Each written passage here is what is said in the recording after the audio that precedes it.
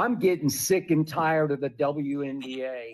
I'm getting disgusted by the WNBA to the point that I'm finding it harder and harder to love or even like, definitely watch. Just harder and harder to watch the WNBA at a time that its popularity should be skyrocketing. And I'm sure all of my opinions that are about to follow will be dismissed by the black WNBA players, by the queer WNBA players as white guy, far right, probably a Trump lover. What? When in fact, if you know my career, if you followed my lengthy career, yes, talk good shit. I have always vehemently, passionately fought for black causes. All right, now that's what. Oh God, I know I'm being hypercritical right now. I just don't like how that sounds. You know what I've done. That's like me saying, you know what I've done to really push the white agenda. What? It just doesn't sound good. I don't know. For social, racial justice, again and again and again on national TV. Sorry, I'm getting worked up here. And on many, many digital videos, fought and fought and fought. But that will now be dismissed by many who are losing me. They are alienating me. Let's start with the game. Either Skip got a cold or woo, yeah, that nose booger. He being realer than Ryan Clark right now. He realer than me. He in third place, Ryan Clark. In second, Marcellus Wiley. In first is Skip Bayless. He came out with the words. Come on, Skip. Now you done got us ready. Go. Game in question, yesterday's game. I watched every bit of it. You can go back and look at my timeline. I live tweeted about all the above, so I took my stands immediately in real time. You can look them up. So, first incident, Dejanay Carrington. I've watched her now since Caitlin Clark came into the league. 3 years. I didn't watch the WNBA much before that. And she earned a lot of my respect because she plays her butt off on defense. She terrorized Caitlin Clark, especially when she played in Connecticut. Caitlin was a rookie, just terrorized her. I think it was the first game that Caitlin played, just terrorized her. She plays hard, and I respect that. She's also been on 4 teams in 3 years, so figure that out. Get her, Skip. She is known for chase down blocks. What? She won't quit on a play, but she definitely didn't quit on this play when Sophie Cunningham broke free for a breakaway layup. And as Sophie left her feet to go up and shoot a right-handed layup, in came Dejanay Carrington flying. She says she went for the ball. It did not look like she went for the ball. It looked like she went for the head.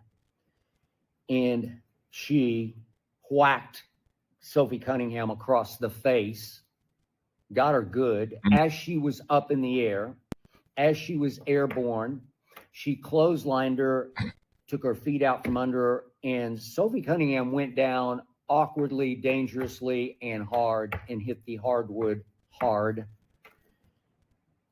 Could have been her. Very dangerous play. Cheap shot. It was clearly and obviously a flagrant 2 upon first glance, not upon third replay. First glance, it's just over the edge, out of bounds. Flagrant 2, gone, ejected. It didn't take the refs too long to eject Dejanay Carrington. And she goes straight to the locker room. And this is what's happened to the WNBA. It has turned into a race war. It has turned into a culture war. It has turned into a sexual identity war. It has turned into a political war. Damn.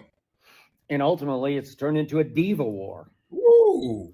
Because many of the veteran WNBA players, black and white, of any color,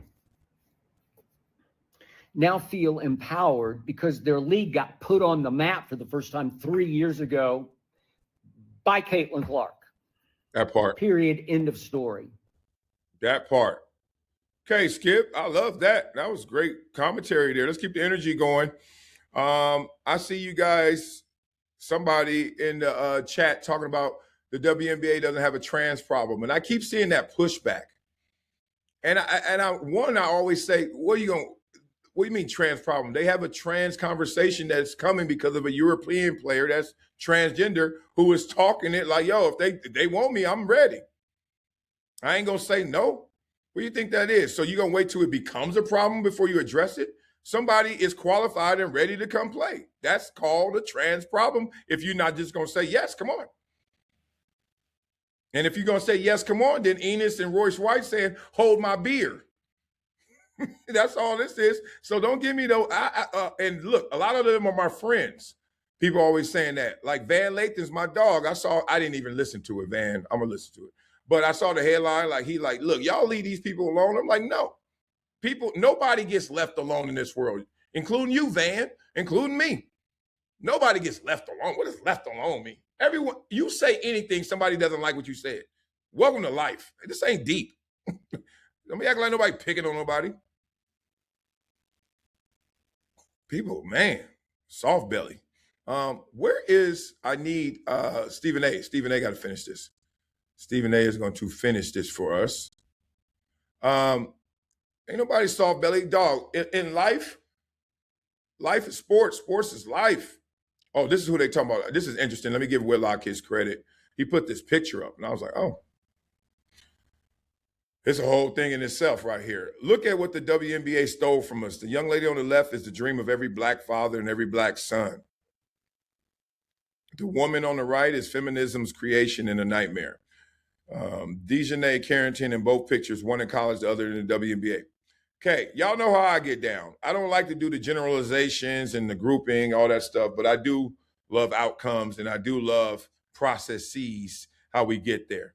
And I will say, for whatever reason, and it ain't a WNBA reason, we are seeing a lot of these conversions, the left to the right. Okay? I've seen it firsthand.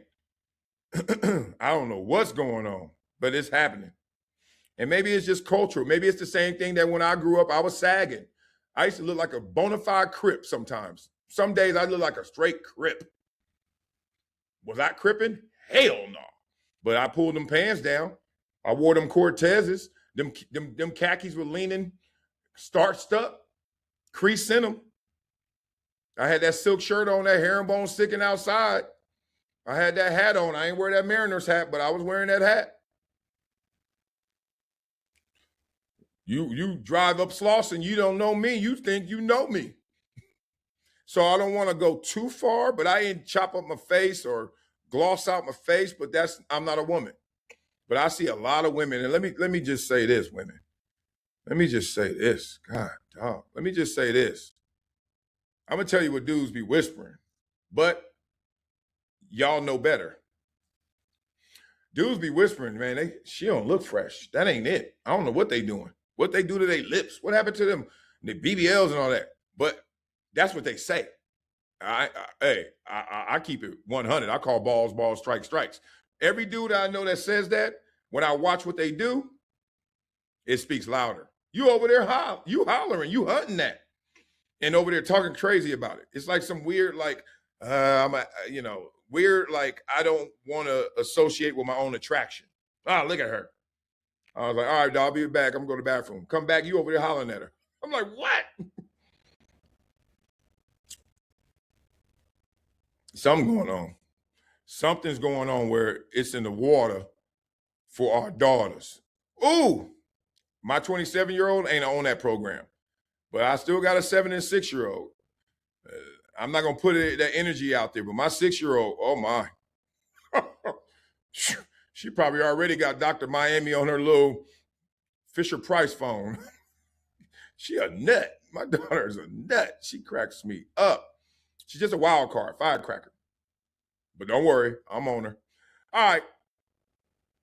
No, oh my God. No, we're not doing it. I'm sorry. Stephen A. Smith has a 22-minute video on this. No, sir. We'll do that another time. We got to move topics. All right. Beat up in the comments. Let me know what you guys think. Man, they got a problem. They certainly got a problem. Big problem, too. Let's give Acho and this white privilege, since we in it, let's just keep the spirit of this going. Okay? I don't want to switch gears too hard because if not, we go into football. Y'all be like, God dang, after that. Let's hear what Acho got to say because he's chiming in on this, but at the same time, we all know the backdrop, right? So Skip just broke it down. He said, look, she fouled Sophie Cunningham, flagrant foul, gets kicked out the game, all that stuff. And now she goes back in the locker room, tweets white privilege. And I'm like, why would you tweet white privilege? You know what? Let's do it this way. Why would you tweet white privilege? It's so weird.